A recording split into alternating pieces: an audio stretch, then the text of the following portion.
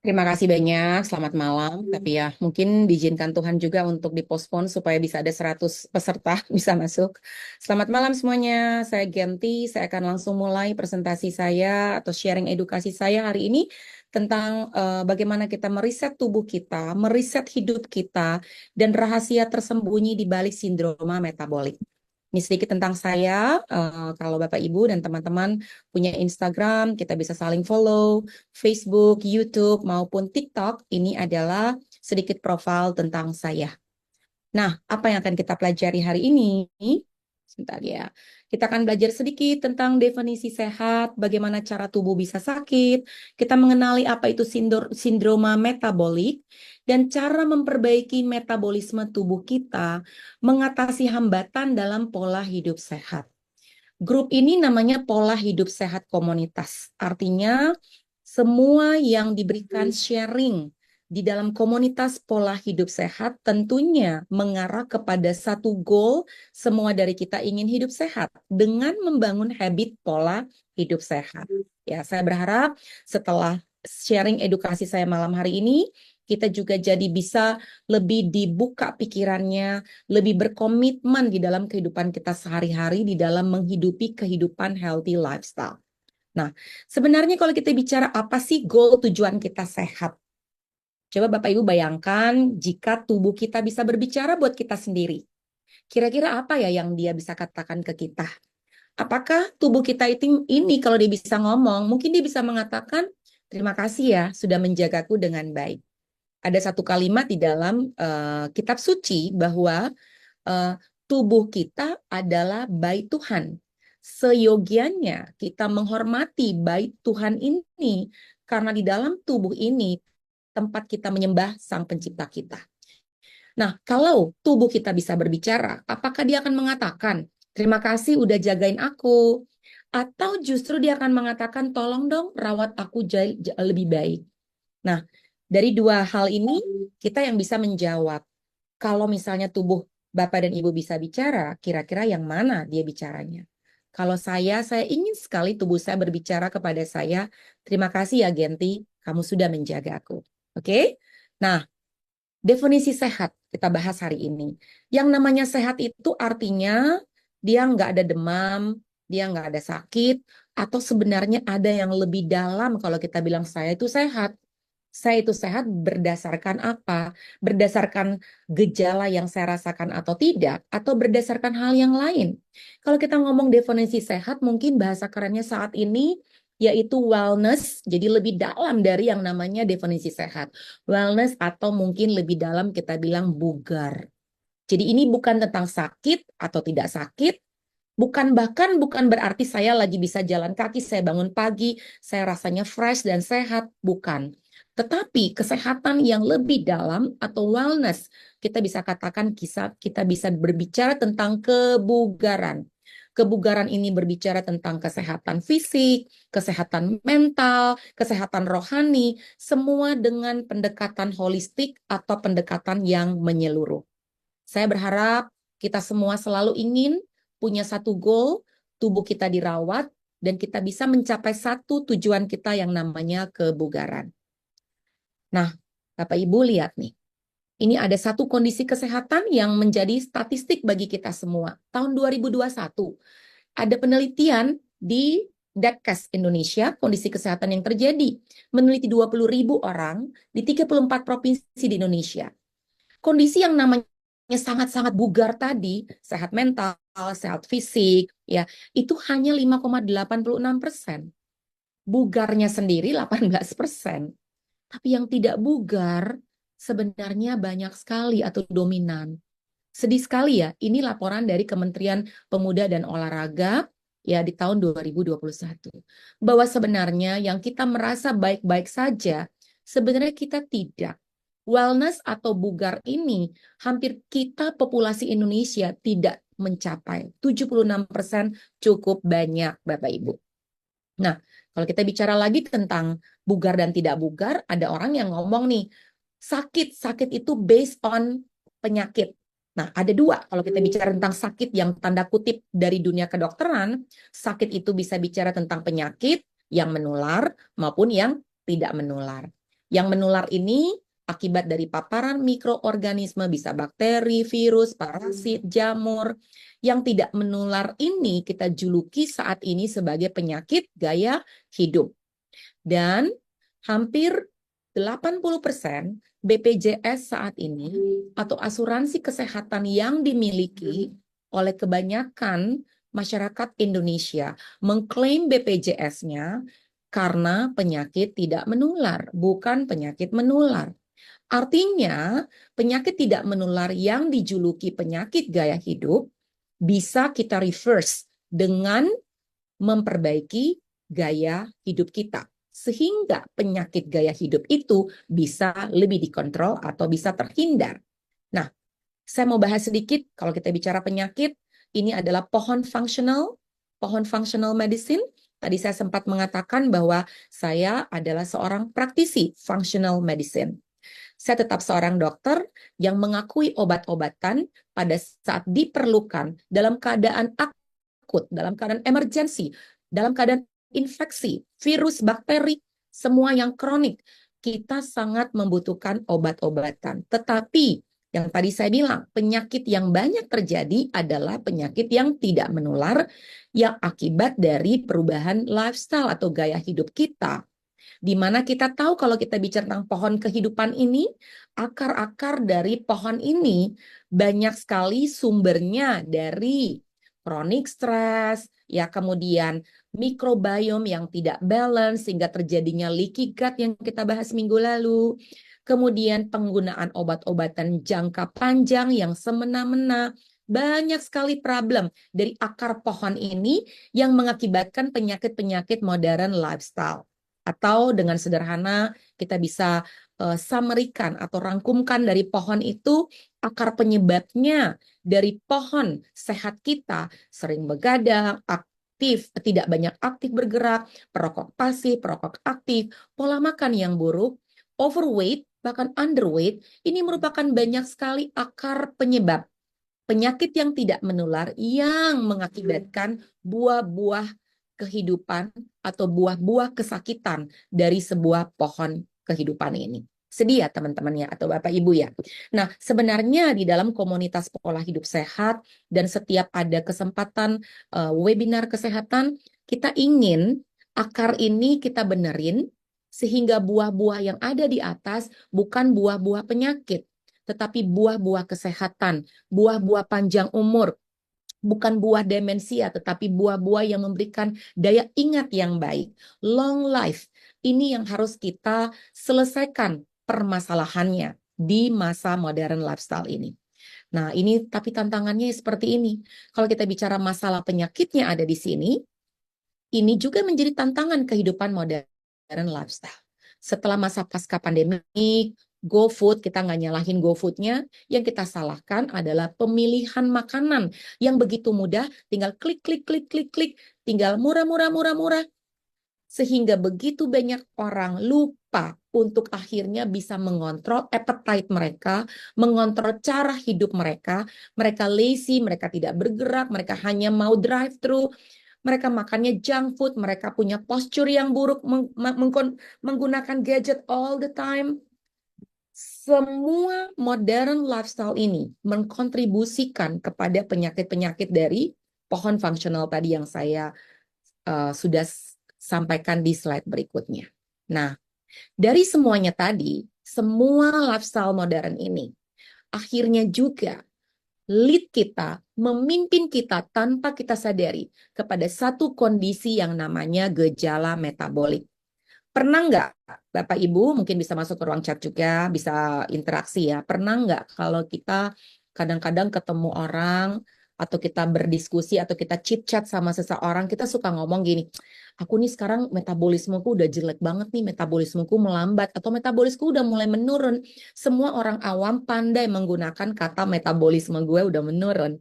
Tapi apakah kita sungguh-sungguh mengerti apa arti kata metabolik itu sendiri? Ya. Oke, kita bahas hari ini tentang metabolic syndrome. Definisi sindroma metabolik adalah sekumpulan faktor risiko metabolik yang terjadi bersamaan pada seseorang yang secara signifikan meningkatkan risiko terjadinya penyakit jantung, dalam hal ini serangan jantung, stroke, dan sebagainya, meningkatkan risiko diabetes mellitus tipe 2, gangguan metabolisme lain termasuk kanker, Parkinson, demensia, dan penyakit-penyakit kronik lainnya. Jadi bukan hanya satu penyakit tunggal, melainkan kombinasi kelainan metabolik yang saling berhubungan. Nah, kita lihat statistik saat ini yang ada di Indonesia. 25% populasi orang dewasa di dunia menderita sindroma metabolik ini. Dan 3 kali berisiko terkena serangan jantung karena orang-orang yang sudah ada dalam situasi sindroma metabolik ini, dia memiliki risiko yang lebih besar terhadap serangan jantung, stroke, kanker, diabetes, dan sebagainya. Nah, kita lihat Indonesia. Kalau populasi dunia 25%, bagaimana dengan populasi di Indonesia? Angka kejadian sindroma metabolik di Indonesia hampir mencapai 23%. Itu tinggi banget. 1/4 penduduk Indonesia sekarang 270 juta. Berarti 25% dari itu kurang lebih hampir mencapai 50 juta. Orang Indonesia ada di dalam kondisi penyakit atau sindroma metabolik yang notabene dia memberikan risiko tinggi terhadap serangan jantung, stroke, diabetes mellitus tipe 2, kanker, dan penyakit-penyakit kronik lainnya. Bagaimana sih kita mendiagnosa saya ini ada nggak dalam kategori sindroma metabolik? Boleh nggak? Bapak Ibu bisa screenshot ini, kemudian bisa dilihat. Oke, kira-kira saya ini ada nggak dalam gejala-gejala yang sudah ditetapkan secara WHO, sindroma metabolik ini didefinisikan jika ada 2 kondisi. Yang pertama, terjadi sentral obesitas atau bahasa awamnya apa? Perut buncit, number 1. Yang kedua, dia punya 2 dari 4 gejala ini, dia ada 2 gejala. Pertama apa? Trigliseridanya di atas 150, kemudian HDL kolesterol baiknya kurang dari 40, kemudian tekanan darah tinggi, sistoliknya di atas 130, diastolnya di atas 85, peningkatan gula darah puasa di atas 100. Mereka nggak ngomong-ngomong tentang total kolesterol ya di sini. Dia hanya ngomong yaitu trigliserida dan kolesterol baik. Saya boleh bahas sedikit di sini. Trigliserida itu dan kolesterol baik artinya kalau teman-teman memeriksakan diri tentang kolesterol total di lab, jangan serta-merta kalau kolesterolnya tinggi langsung mengkonsumsi obat kolesterol. Tetapi justru dari kolesterol yang dicek di hasil lab Bapak Ibu, perlu dilihat yang lebih detail, yaitu yang penting yang berisiko terhadap sindroma metabolik, justru trigliseridanya dan HDL atau kolesterol baiknya. Kolesterol total ini bukan menjadi resiko terhadap sindroma metabolik. Bahkan kolesterol kita adalah bahan pembentuk hormon. Jika serta-merta kolesterol total kita 240, oke, it's good. 270 still good. Kemudian kita turunkan dengan obat kolesterol, artinya memberikan risiko hormon kita nggak bisa kebentuk, risiko kita jadi demensia juga tinggi, risiko produksi CoQ10 enzim di jantung kita juga jadi berkurang. Jadi tolong dilihat baik-baik. Risiko saya terhadap penyakit jantung sebenarnya bukan di kolesterol total, tetapi di trigliserida dan kolesterol yang baiknya harus tinggi. Meningkatkannya bagaimana?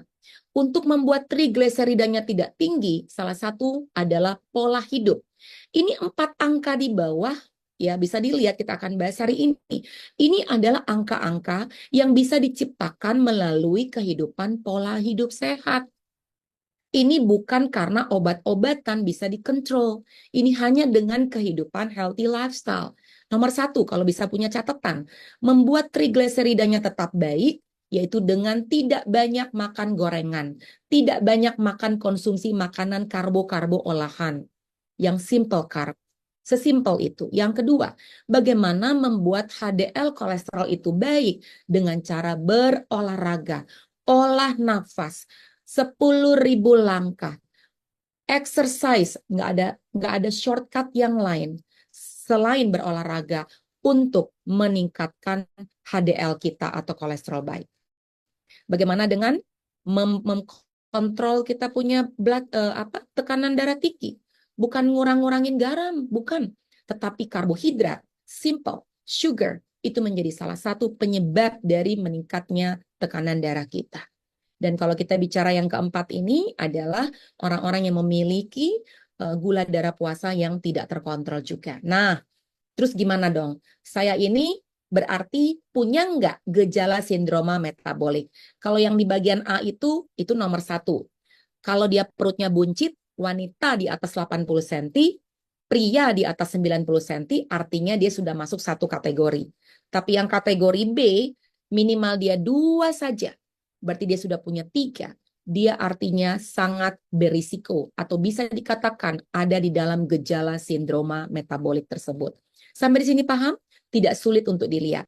Nah, artinya kalau Bapak Ibu ada di dalam penilaian Anda sendiri, ternyata aku ada ya ke arah sindroma metabolik. Hari ini saya berharap apa yang saya sampaikan bisa diubah, bisa dikomitkan, sehingga tadi di slide yang awal mengatakan tubuhnya ngomong gini, thank you ya udah jaga saya dengan baik. Thank you ya tubuhnya nggak ada sindroma metabolik. Thank you ya tubuhnya nggak memberikan risiko saya serangan jantung. Jadi Bapak Ibu, ini ada yang pakai note slide saya. It's okay, nggak apa-apa. Jadi teman-teman Bapak Ibu bisa lihat di sini, bisa di screenshot seperti apa, bagaimana mendiagnosa kesehatan kalian sendiri dengan kriteria-kriteria ini. Nah, sindroma metabolik ini sendiri terjadi banyak di usia di atas 40 tahun, bahkan saat ini 30 tahun ke atas juga sudah sangat banyak. Terjadi juga di orang-orang yang obesitas. Kok bisa? Ya iyalah, orang-orang obesitas itu menjadi sumber penyakit. Dia bukan hanya lingkar perutnya besar, sehingga dia terjadi obesitas sentral, visceral fatnya tinggi, lemak yang ada di bagian perut, bagian dalam, di daerah rongga perut, tetapi dia juga memberikan resiko-resiko terhadap penyakit-penyakit yang lain. Pada pasien diabetes, pasien pradiabetes, ini adalah orang-orang yang memberikan resiko terhadap sindroma metabolik. Faktor resikonya apa? Orang-orang yang punya, diulang sedikit ya, obesitas, lemak perut berlebih, ini orang-orang yang kondisinya seperti ini memberikan risiko berlebih terhadap angka terjadinya sindroma metabolik dalam tubuh mereka. Terjadinya resistensi insulin, di mana gangguan dalam pemanfaatan glukosa oleh tubuh menyebabkan lonjakan gula darah. Kurangnya aktivitas fisik memperlambat metabolisme dan meningkatkan berat badan. Faktor genetik, pola makan tidak sehat, makannya gula, lemak jenuh, makanan olahan berlebihan, ini semua meningkatkan faktor risiko. Ya, jadi sebenarnya ya, dengan satu slide ini aja, kita udah nggak ada presentasi lagi. Karena ini sudah sebenarnya presentasi yang sangat menjadi rangkuman bagi kita semua. Saya sudah berikan definisi apa itu sindroma metabolik, saya sudah berikan faktor resikonya. Tinggal bagaimana memotong faktor resiko ini, selesailah itu. Semua bisa di-reverse. Pertanyaannya, ada yang ngomong, diabetes nggak bisa di-reverse sembuh loh. Orang yang udah minum obat darah tinggi akan minum seumur hidup loh. Orang yang udah kolesterolnya tinggi akan minum kolesterol seumur hidup loh. Keliru. Semua kondisi-kondisi tadi penyakit yang saya sampaikan, ini adalah penyakit akibat pola perubahan gaya hidup. Jika kita merubah perubahan pola gaya hidup kita, semua itu akan di-reverse kembali. Jadi, mari kita belajar malam hari ini untuk belajar untuk meng-cut semua faktor risiko ini. Dan kita bisa belajar lebih sehat ke depannya. Salah satu faktor risiko yang lain yaitu apa? Stres.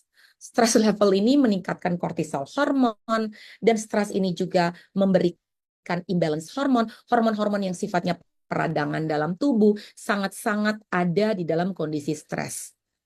Nah, kalau tadi kita bilang faktor risikonya itu obesitas, mari kita bahas sedikit faktor risiko ini yang sangat banyak ditemukan. Kalau kita berbicara obesitas itu bukan berarti orangnya harus gemuk banget, tapi orangnya kadang kurus-kurus saja, tetapi perutnya buncit-buncit juga. Karena penilaian obesitas bukan hanya dari timbangan semata, penilaian obesitas ada banyak kriteria saat ini. Ada perbandingan body mass index dengan tinggi badan pangkat 2, ada juga penilaian dengan lemak visceral atau obesitas sentral, ada juga penilaian dengan body fat presentasi. Jadi ada banyak penilaian tentang obesitas. Tapi mari kita fokuskan kepada obesitas sentral yang menjadi salah satu faktor pendukung faktor resiko dari sindroma metabolik. Oke, bahasa awamnya, apa sih obesitas sentral? Orang awam bilangnya apa? Buncit, itu adalah obesitas sentral. Buncitnya gimana? Buncitnya itu wanita 80 cm di atas, pria 90 cm lebih di atas 90 cm. Obesitas sentral, dia punya di dalam perut kita, sekitar perut itu punya dua jenis lemak. Lemak yang kulit namanya lemak subkutan, ya. Lemak di bawah lagi subkutan namanya lemak visceral. Lemak visceral ini, lemak ini dia cukup baik fungsinya. Dia sebagai bantalan organ-organ di dalam rongga perut kita. Dia jaga usus, dia jaga liver kita, jantung. Dia banyak menjaga. Tapi pada saat dia kondisinya berlebihan, lemak ini udah tidak lucu lagi. Dia punya problem. Lemak visceral ini jika berlebihan jumlahnya, dia akan sangat menumpuk dan dia akan sangat mengganggu dan menutupi banyak organ di dalam rongga perut kita. Kita lihat nih, ternyata gambar yang seperti ini banyak ya. Ini satu statement ya, dari survei kesehatan, angka obesitas, PNS, TNI, Polri, BUMN lebih tinggi dari angka pengangguran. Sedih ya, banyak banget. Nah, mengapa sedih? Karena kita tahu risiko pertama kalau orang itu obesitas, dia memberikan pemerintah beban financial. Karena BPJS juga yang dihasilkan harus tinggi, karena risiko-risiko penyakit yang ditimbulkan oleh orang-orang pasien obesitas ini juga tinggi sekali. Nah, mari kita bahas sedikit tentang bahayanya si lemak visceral ini dari seorang yang memiliki perut buncit. Lemak ini atau lemak yang di dalam organ rongga perut kita namanya lemak visceral. Dia lemak ini bukan hanya sebagai tempat penyimpanan energi, tetapi lemak perut bersifat aktif. Artinya dia juga bisa mengeluarkan zat-zat kimia ke dalam tubuh kita. Nah, jika kita lemak visceralnya tinggi, ini akan ada, oke saya ulang lagi pelan-pelan ya. Kalau buncit perut kita gede banget, itu bantalan lemak di dalam perut kita, di dalam rongga perut kita, dia akan mengeluarkan zat-zat aktif yang sifatnya memberikan peradangan. Oke, sitokin proinflamasi, memicu resistensi insulin, memicu peradangan di dalam tubuh. Dan kalau itu terjadi, ini yang terjadi. Perut buncit, bikin peradangan. Peradangan, dia membuat disrupsi signal dari insulin, terjadi insulin resisten, diabetes, muter-muter lagi di sini. Dan akhirnya kita lihat, peradangan ini sendiri yang diawali dari perut buncit seseorang, dari lemak visceral seseorang, yang melepaskan hormon-hormon peradangan, dia yang menjadi juga akar penyebabnya dari kanker, gangguan jantung, imun sistem orang menurun, obesitas, autoimun, Alzheimer, semua ada di sana dari si satu kata ini yaitu peradangan atau inflamasi. Jadi ternyata peradangan inflamasi itu bukan hanya bisa terjadi di usus, seperti yang kita kemarin bahas minggu lalu, 2 minggu lalu, tetapi peradangan ini juga bisa dipicu akibat dari jumlah lemak-lemak yang tidak bertanggung jawab di dalam perut kita akibat pola makan yang salah yang men-trigger peradangan di dalam tubuh kita. Wow, seru ya. So, ini cara mengukur kalau kita tahu lingkar perut kita di atas 80 atau 90, diukur aja dari udel ya, di situ berapa. Boleh dicek.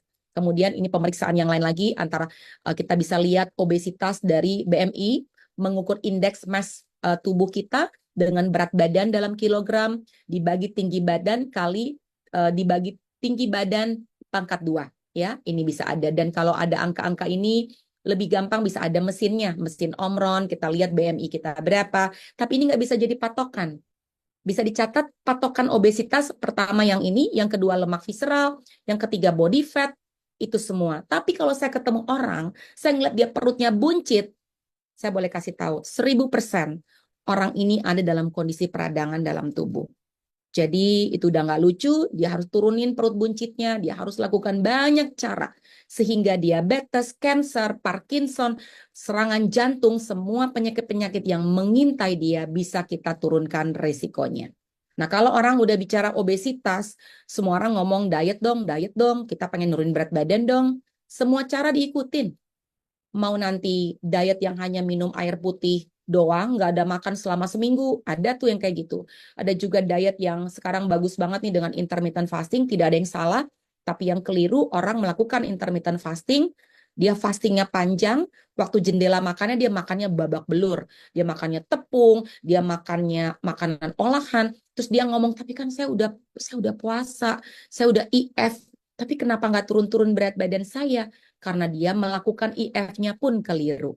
Jadi penyebab banyak sekali orang dari obesitas, semua orang ingin sekali tidak ada dalam kondisi itu, tetapi mereka sulit sekali untuk mencari solusinya. Penyebab gagal diet itu apa aja? Sebenarnya banyak penyebab gagal diet. Snack yang tinggi gula, makanan yang high sugar, makanan juga mungkin terlalu sedikit, dia hemat-hemat makanannya, sehingga tiba-tiba dia makan dikit, pas dia lapar lagi, dia gula spike-nya tinggi banget, dia makannya jadi nggak bisa kontrol. Juga mungkin dia tidak mengkonsumsi karbohidrat yang baik sama sekali. Dia skip karbo, artinya mungkin dia nggak makan nasi nggak apa-apa. Tapi bahkan dia nggak makan kentang, dia nggak makan ubi, dia nggak makan sama sekali. Menurut saya itu bukan satu pendekatan diet yang baik. Pendekatan diet yang baik harus balance, harus lengkap, cukup. Karbohidrat yang baik, protein yang cukup, lemak yang cukup, lemak yang baik. Itu adalah salah satu konsep diet yang sehat. Ya, itu sebabnya saya sering juga buka komunitas untuk bagaimana diatur pola makannya selama 30 hari, dilihat satu persatu everyday, dipantau setiap hari boleh, itu ada dalam WA kuliah saya, nanti kita bahas di lain waktu ya tentang itu. Nah, kegagalan orang diet. Start diet, dia restrict, dia nggak boleh makan ini, nggak boleh makan itu, nggak boleh makan ini. Akhirnya dia rasanya tergoda, aduh gue sudah amat sih nggak boleh makan ini, nggak boleh makan itu. Akhirnya malah dia craving, dia makan lebih banyak, dia feel guilty, dia mulai lagi diet. Ini namanya diet cycle. Yang menurut saya sebenarnya kata kunci dalam orang mengelola berat badan mereka bukan tidak boleh, tetapi kata kuncinya mengurangi atau reduce. Kalau kita ngomong nggak boleh ini, nggak boleh itu akan sulit. Tetapi dengan kalimat mengurangi, dengan kalimat reduce, itu akan bisa lebih diterima dan bisa lebih diadaptasi. Ya, oke. Nah, penyebab gagal yang kedua, kurang support lingkungan. Karena memang sudah ada artikel penelitian, dukungan sosial bagi komunitas diet di sosial media itu cukup penting, baik dalam bentuk WA group, komunitas apapun. Itu sebabnya saya yakin komunitas pola hidup sehat ini, komunitas yang saya bangun, yang semuanya related dengan pola hidup sehat, itu sangat diperlukan. Seseorang nggak akan bisa berjalan dengan goal kesehatannya jika dia tidak ada on track dalam satu komunitas yang mendukung dia. Kalau kita gabung dalam satu komunitas yang tidak sehat, kita akan end up dengan melakukan hal-hal yang tidak baik. Tetapi kalau kita bergabung dengan komunitas-komunitas yang baik, yang sehat, kita akan disupport lingkungannya.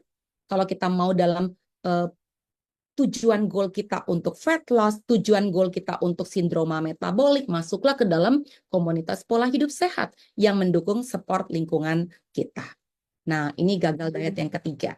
Yang saat ini kita juga lihat dan kita harus pernah nanti kalau boleh bulan Desember Pak Jarod saya mau bahas tentang sirkulasi limfatik ini. Jadi yang namanya limfatik atau getah bening ini juga merupakan salah satu kontributor orang-orang yang sulit menurunkan berat badannya. Limfatik atau getah bening merupakan salah satu bagian sirkulasi pembuangan detoks tubuh yang harus terjadinya lancar. Jika tidak lancar, imunitas seseorang, kekebalan tubuh seseorang jadi rendah. Jika tidak lancar getah beningnya, metabolisme lemaknya juga tidak terjadi dengan baik. sehingga terjadi sluggish atau penumpukan lemak yang tidak bisa tersirkulasi kembali, dibuang kembali di dalam metabolisme tubuh. Sehingga ini adalah salah satu yang perlu dipertimbangkan untuk bisa dijadikan solusi. Saya sudah diet, saya sudah olahraga, ada kemungkinan saya terjadi penyumbatan getah bening di daerah, terutama di daerah perut. Ya, nanti kita bahas bagian lain. Karena di daerah perut itu ada banyak pembuluh-pembuluh getah bening, di mana fungsinya dia mengambil emulsi lemak, kemudian dikembalikan ke peredaran darah. Jika penyumbatan limfatik atau getah bening terjadi terutama di daerah perut, sulit banget seseorang bisa turun susut perutnya atau lemak visceral yang berkurang. Ini sudah ada satu slide yang saya bisa sampaikan lagi, summary dari ini, bahwa pasien obesitas memang memiliki gangguan fungsi getah bening atau limfatik. Lemak berlebih, saluran getah bening tertekan, aliran sampah tubuh terbuang terganggu, akhirnya tubuh makin susah membuang racun lemak, terjadi lingkaran setan, makin gemuk, makin mampet, makin susah kurus. Cara sederhana untuk membuat getah beningnya bisa bersirkulasi dengan baik, pertama, dengan skipping. Tapi kan nggak semua orang bisa melakukan skipping. Yang kedua, dengan trampolin. Nggak semua orang juga bisa melakukan trampolin. Yang ketiga, dengan swing exercise seperti ini. Ya, ini juga memberikan sirkulasi getah bening yang baik. Sit up, plank itu merupakan salah satu gerakan-gerakan yang membantu getah bening sirkulasi di daerah perut. Kalau kita bicara begini enak nih, sirkulasi getah beningnya di tangan gampang. Tapi kalau di perut agak challenge ya, karena seseorang harus sit up, harus plank.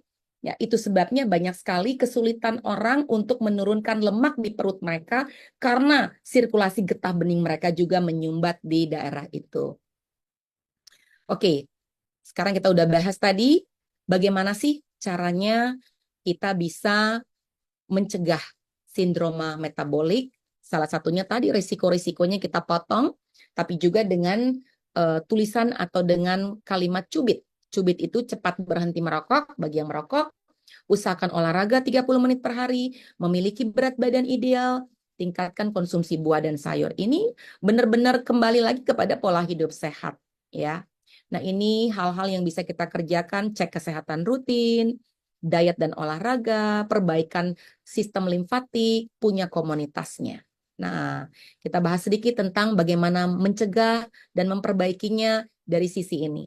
Saya selalu bahas ini setiap saya punya webinar kesehatan. 3 hal utama yang perlu dijaga. Jaga kesehatan sel, jaga kesehatan metabolisme, jaga kesehatan sirkulasi, yaitu sirkulasi darah dan sirkulasi getah bening atau limfatik tadi.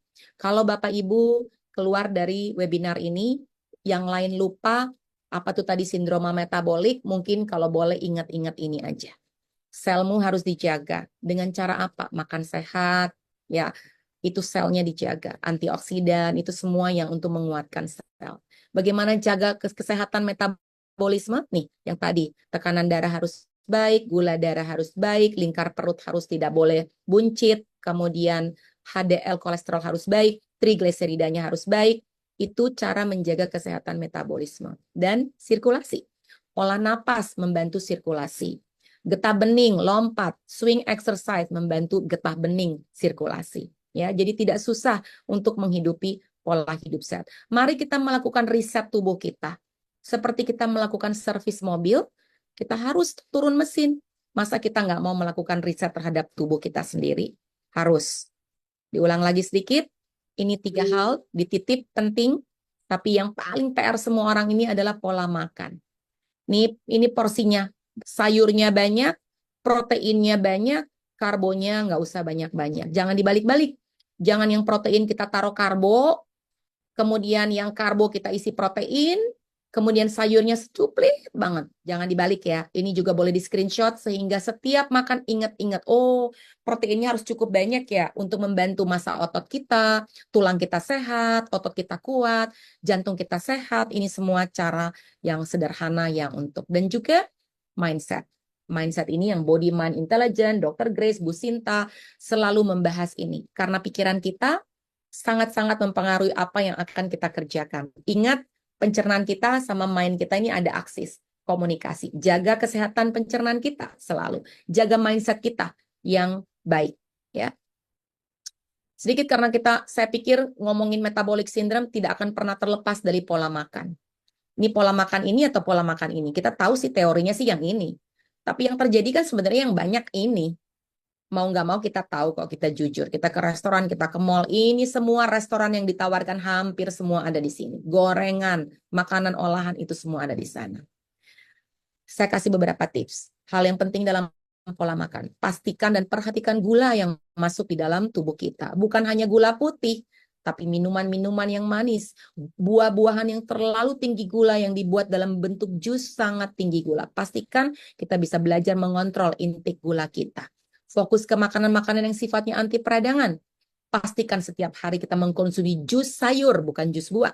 Jus sayur, ada ketimun, ada seledri, ada beet, ya, rainbow salad, salad-salad yang kita konsumsi dengan urutan sayur-sayur berwarna pelangi. Konsumsi minyak sehat, alpukat, suplementasi, protein yang cukup. Kita tahu sumber protein itu apa saja. Mungkin ada sebagian dari kita nggak ngerti protein itu apa. Ini saya bahas. Protein itu ada dua, nabati, hewani. Nabati bisa tahu, tempe, jamur, kacang polong, kacang hijau. Hewani bisa telur, ikan, dada, ayam. 50% ada di dalam piring kita. Karbohidrat, beras hitam, beras merah, ubi ungu, 20% dalam piring makan. Kalau tidak mau makan nasi, it's okay. Kita ganti sedikit dengan karbo yang lain. Ada buckwheat mungkin, kemudian ada lentil mungkin, kemudian mungkin ada ubi ungu, anything. Ya, tidak harus nasi. Ya, bisa juga dengan sagu. Kalau kalian dari Indonesia Timur, saya pencinta sagu juga, itu menjadi salah satu sumber karbohidrat yang baik. Ini lemak dan serat. Bisa virgin coconut oil, ekstrak virgin olive oil, alpukat, fish oil, ya minyak ikan krill oil. Ini adalah salah satu contoh-contoh dari lemak baik. Dan sayuran. Sayuran ini saya angkat yang namanya crucifera, karena sayur crucifera, sayur yang bisa dikenal sebagai sayur anti kanker, atau sayur yang mengurangi peradangan dalam tubuh kita. Tapi kalau boleh, sayur-sayur ini nggak dikonsumsi banyak mentah. Kalau boleh dia ditumis atau dia dikukus, dibikin light cook, itu sangat baik ya. Oke, kemudian ini minyak lemak sehat, ya ini boleh sama, dan rempah-rempah. Jangan lupa Indonesia sangat kaya dengan rempah-rempah. Kalau kita bicara cinnamon, untuk menghindari metabolic syndrome, untuk risiko diabetes, boleh Bapak Ibu rebus cinnamonnya, misalnya 1 atau 2 stick setiap hari dengan air, masih oke, bagus. Itu akan mengontrol peradangan dan juga gula darah kalian. Jahe juga bagus, kunyit sangat bagus. Banyak sekali rempah-rempah yang bisa dipakai untuk kesehatan kita. Yang terakhir tadi, perbaikan stagnasi limfatik kita. Karena sirkulasi getah bening berbeda dengan sirkulasi darah. Sirkulasi darah, pompanya jantung. Sirkulasi getah bening tidak memiliki pompa, sehingga memerlukan kontraksi otot dan gerakan tubuh untuk adanya sirkulasi getah bening. Dan dua-duanya harus jalan. Jika ini mampet, salah satu tadi, perutnya sulit untuk bisa turun buncitnya, Bapak Ibu. Seseorang bisa sangat kaya raya dengan mempunyai banyak instrumen investasi apapun. Dia punya rumah, dia punya tanah, mobil, tapi nggak ada satu orang kaya tersebut mampu memakainya dalam waktu yang bersamaan. Kita hanya punya satu tubuh yang kita pakai sampai kapanpun, bahkan saat kita tidur. Mari kita jaga baik-baik. Investasilah untuk diri sendiri, dan jangan berpikir bahwa ini mahal, itu mahal, makan sehat mahal, aduh ribet banget. Please, the biggest investment in your life, it's yourself. Ya. Oke, hidup sehat bukan sekedar pilihan, tapi tanggung jawab kita terhadap diri sendiri dan orang-orang yang kita cintai di sekitar kita. Sebelum saya tutup, saya izinkan ini ada sedikit tentang klinik saya. Kita punya layanan infus vitamin C high dose, juga konsultasi nutrisi bagi pasien-pasien berikut kanker autoimun obesitas, ada ozon terapi, terapi vitamin D, ya, dan ada beberapa yang lain di sini. Sebelumnya mungkin izinkan Pak Jarod, saya mengizinkan Ibu Rose untuk bisa bikin closing statement, lalu saya kembalikan ke Pak Jarod lagi. Bu Rose bisa? Atau saya yang buat? Sebentar, saya mesti jadikan urus co-host dulu ya. atau enggak? Oh, oke oke boleh. Bentar, Ibu Ros, namanya pakai depannya apa ya? Ros ya? Roslyn. Iya, Oke, ya. oke, sebentar aja. Atau iya, Ciros aja. Rose bisa langsung start. Saya sudah buatkan buat Rose. Silakan Bu Rose. Roslin, oke, sebentar ya. Ya, Roslin Yahya ya. Oke, tinggal bicara aja. Saya yang running slide-nya aja Bu Rose. Silakan Bu Rose. ya. Roslin Yahya kan ya? Iya, Ya, betul. Ya, Terima oke. kasih. Terima kasih Pak Jarot. Yuk. Ya, selamat malam. Terima kasih Dokter Genti untuk sharingnya luar biasa hari ini ya. Bapak, Ibu, teman-teman semua yang ada di sini merasa banyak manfaat gak? Ya, merasa luar biasa ya. Ternyata gaya hidup kita itu sangat-sangat menentukan kesehatan kita. Nah, Dokter Genti ini bergerak di eh, dunia kesehatan. Beliau ini bukan hanya seorang dokter yang memberikan obat-obatan untuk sembuh ya teman-teman, tapi lebih kepada pencegahan supaya kita tuh jangan sampai sakit gitu teman-teman. Nah yang paling penting seperti yang tadi Dokter Genti udah presentasikan yaitu adalah nutrisi. Nah Dokter Genti punya mengelola sebuah klinik ya teman-teman. Ini adalah sebuah wellness klinik di mana klinik ini menolong orang-orang yang sehat juga untuk terus meningkatkan kesehatannya, menjaga kesehatannya ya dengan terapi-terapi nutrisi. Atau juga di klinik ini bisa misalkan kalau yang memang ada diagnosa sakit ya di klinik ini Dokter Genti banyak membantu pasien-pasien kanker, autoimun juga gitu ya teman-teman. Nah, ini boleh hubungi Life Tree Clinic kalau yang ada di Jakarta. Misalkan ya mau mampir atau mau datang bikin janji ke klinik bisa langsung ke layanan Life Tree Clinic. Nah, ini ada infus vitamin C high dose ya. Layanannya terapi vitamin D, ozon terapi, vitamin B, terus juga ada konsultasi nutrisi ya. Pokoknya semua yang mendukung kesehatan kita lebih baik itu semua ada di Life Tree Clinic ini. Nah, oke. Nah, di slide yang ini Bapak Ibu silahkan boleh di-scan di QR code ini, Bapak Ibu akan langsung masuk ke websitenya Life Tree Clinic. Atau kalau yang sulit untuk scan ini boleh di screenshot dulu, mungkin disimpan informasinya. Nah, kemudian ada nomor untuk informasi klinik dan appointment untuk datang ke klinik ya. Kliniknya di Jakarta Selatan, Kebayoran Baru. Nah, ini teman-teman bisa pakai slide yang ini. Kemudian next. Nah, buat teman-teman yang mau berkonsultasi secara online. Nah, ini khususnya mungkin yang tidak ada di Jakarta ya, teman-teman di luar kota atau yang di Jakarta pun kalau mau konsultasi online. Nah, Dokter Genti udah buka layanan konsultasi online. Teman-teman bisa scan langsung di QR code-nya atau ada nomor konsultasi online-nya di sana. Ini hanya untuk pendaftaran ya, teman-teman. Nah, nanti harus booking jadwal appointment ya melalui nomor WA ini. Oke, nah untuk selanjutnya Dokter Genti juga punya sebuah program. Nah, seperti yang dipresentasikan tadi betapa penting menjaga sirkulasi limfatik. Nah, Dokter Genti juga punya sebuah program sehat limfatik ya, teman-teman bisa scan QR code ini kalau yang tertarik mau ikut langsung dengan program sehat limfatiknya bisa scan QR code-nya atau kalau yang masih mau tanya bisa hubungi di nomor WA yang tertera di slide ini ya Bapak Ibu.